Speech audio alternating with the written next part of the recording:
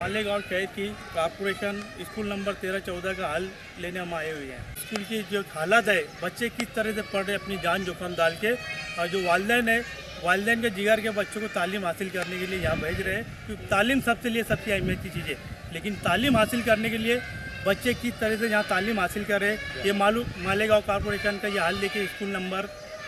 जहाँ एक तरफ भारत सरकार ने तालीम को बुनियादी हक करार दिया है, वहीं पर सरकारी स्कूलों में तालिबे इल्मों की तादाद में काफ़ी कमी आई है।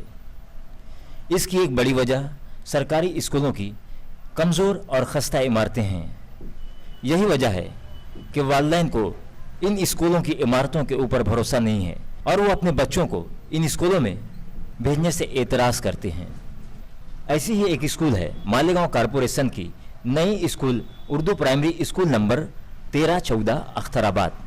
इस स्कूल में ज़ेर तालीम बच्चों और उनके वालिदैन की हौसला अफजाई करनी चाहिए कि इतना ख़तरा होने के बावजूद भी वो अपने बच्चों को, अपने जिगर के टुकड़ों को इस स्कूल में तालीम हासिल करने के लिए भेज रहे हैं।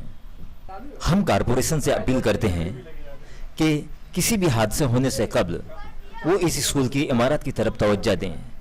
इस स्कूल की हालत ऐसी है कि इसकी दुरुस्ती या मरम्मत करने से इससे कोई फ़ायदा नहीं होगा। कैमरामैन अफजल के साथ इकबाल शाह की रिपोर्ट। हम कॉरपोरेशन से अपील करते हैं कि वो स्कूल के लिए एक नई इमारत की तामीर करें। ऐसे ही अवामी बेदारी वाली न्यूज़ के लिए हमारे YouTube न्यूज़ चैनल को लाइक, सब्सक्राइब और बेल आइकॉन को प्रेस करना ना भूलें।